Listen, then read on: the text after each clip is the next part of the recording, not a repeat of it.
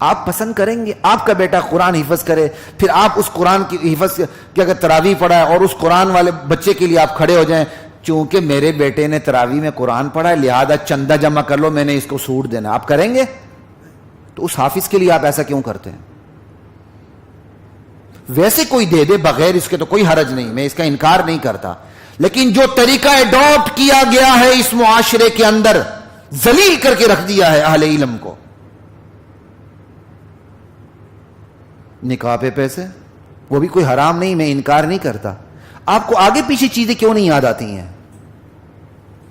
آپ کیوں بیکاری بناتے ہیں اہل علم کو؟ کیوں ان کے اندر بھیک والی صفات پیدا کرتے ہیں؟ آپ جب بھی آپ اپنی ضرورت سے جیب میں ہاتھ ڈالیں، مولوی صاحب سمجھی تو میرے لیے ہاتھ ڈال رہا ہے، لا الہ الا اللہ۔ نہ کریں یہ ظلم، ان حافظوں کے پیچھے نماز پڑھنا غلط ہے جو اجرت پہ تراویح پڑھاتے ہیں،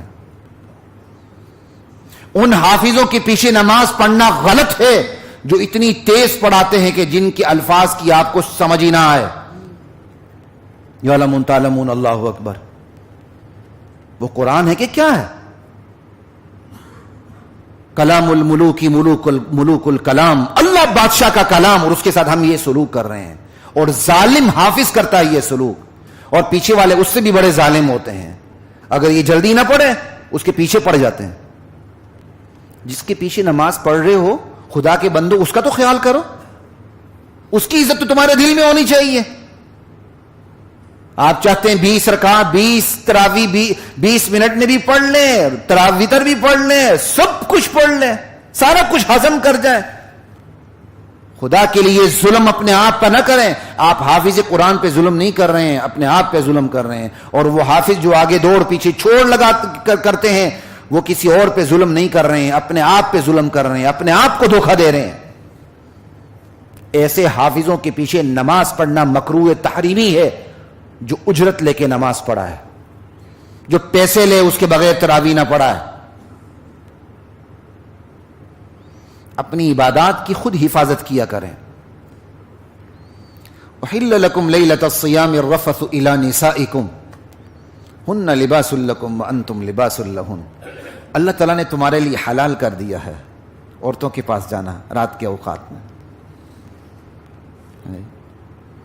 تم ان کے لیے لباس، وہ تمہارے لیے لباس۔ اس میں بڑی تفاصیر ہیں، پہلے بھی میں نے ایک دفعہ اس کے 5-6 معنی بیان کیے تھے، لیکن ابھی وقت نہیں، میں آگے جا رہا ہوں۔ میاں بیوی ایک دوسرے کے لیے لباس ہیں، پردہ پوش ہیں، ایک دوسرے کی حفاظت کا ذریعہ، ایک دوسرے کی ہمراز ہیں۔ علم اللہ انکم کنتم تختانون انفسکم فتاب علیکم وعفا عنکم، پہلے یہ تھا جب تک نیند نہ آئے کھا پی سکتے تھے، جائز مباشرت کر سکتے تھے، نیند کے بعد یہ چیزیں منع ہو جاتی تھیں، تو بعض صحابہ سے غلطی ہو گئی، نیند کے بعد بھی وہ قربت کر بیٹھے اور پیشمان ہو کے نبی علیہ السلام سے بات کر بھی دی، تو وہی اتر آئی، اللہ کو پتہ تھا کہ تم نے خیانت کی ہے، خود چل کے بھی آگے ہو، اللہ نے معاف کر دیا تمہیں، توبہ قبول کر لی اور چھوٹ بھی دے دی، جاؤ اب اجازت ہے۔ یہ ہے صحابہ کا ایمان۔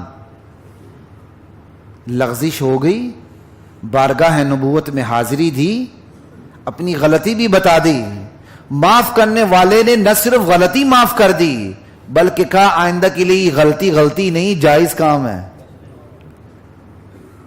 ایسی کوئی مثال ملتی ہے؟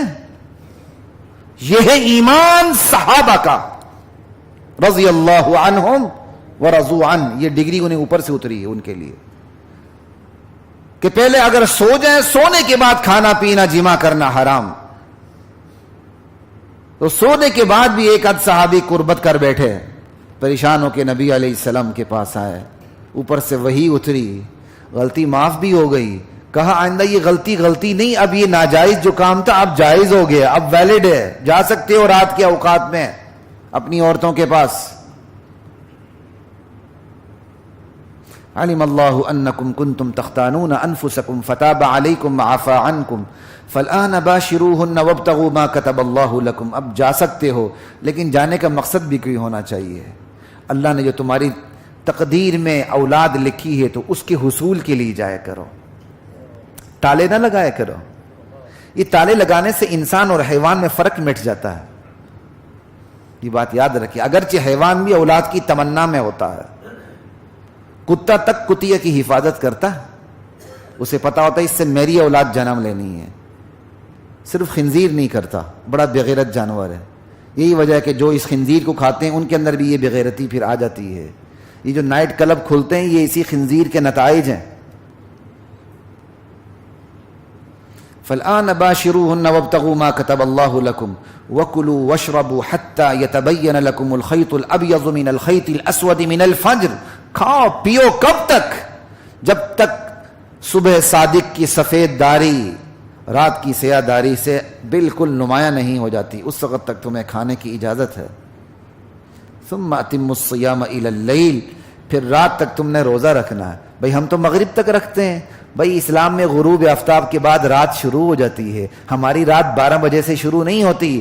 اسلامی تاریخ غروب آفتاب کے بعد تبدیل ہو جاتی ہے. ثم اتموا الصيام الى الليل ولا تباشروهن وانتم عاكفون في المساجد.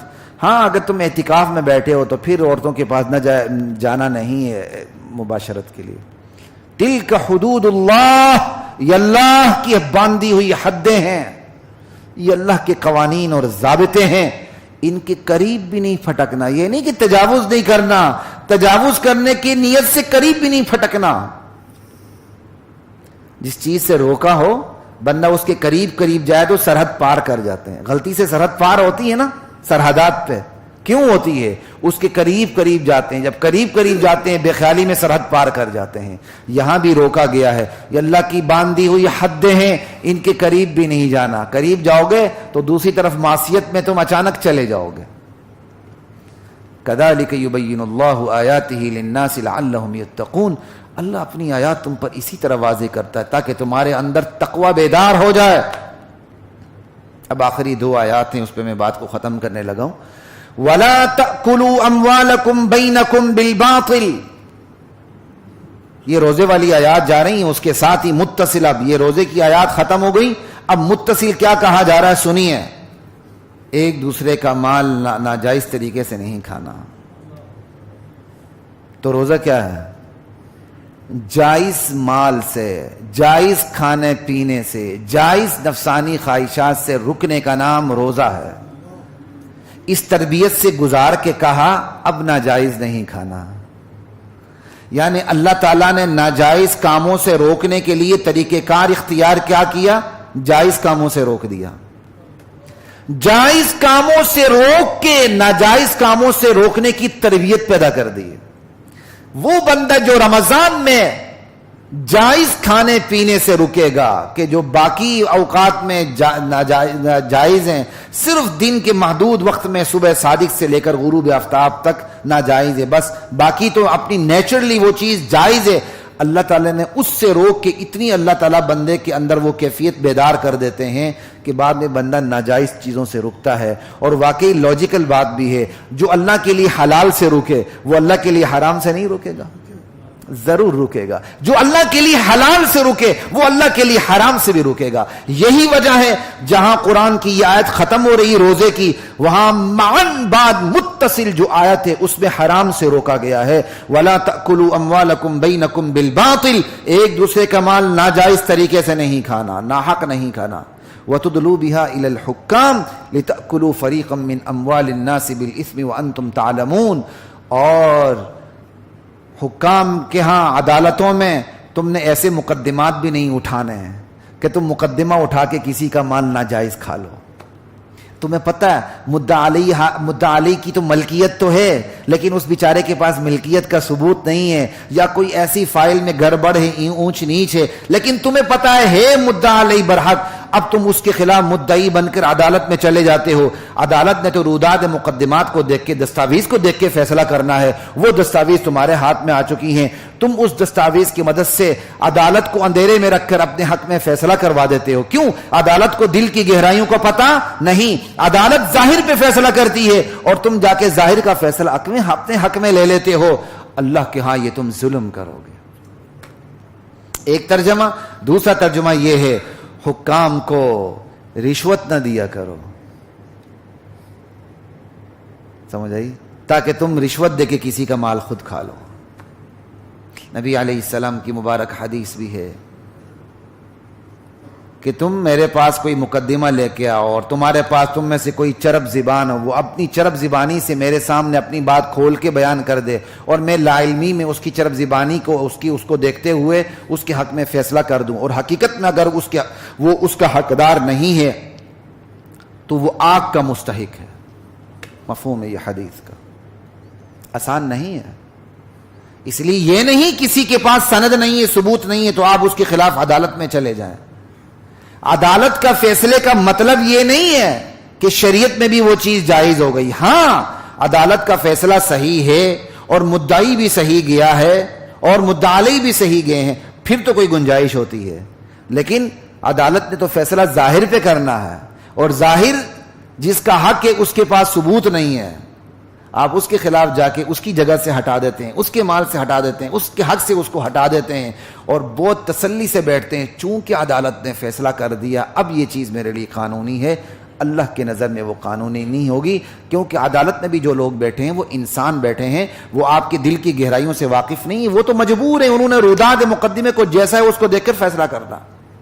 لا الہ الا اللہ۔ آخری بات جو آپ سے عرض کرنے لگا ہوں وہ یہ ہے، اس مان بات یہی آیت ہے، یسألونک عن الاہلہ، یہ لوگ آپ سے چاند کے گھٹنے بڑھنے کے بارے میں سوال کرتے ہیں، یہ چاند گھٹتا بڑھتا کیوں ہے؟ آج کی طرح عربوں میں بھی یہ بڑی نحوست تھی، چاند کے گھٹنے بڑھنے کو وہ کوئی خوش قسمتی سمجھتے تھے، بدقسمتی سمجھتے تھے، جی چاند یہ چال چل رہا ہے، اب یہ ہے اب وہ ہے، ساری باتیں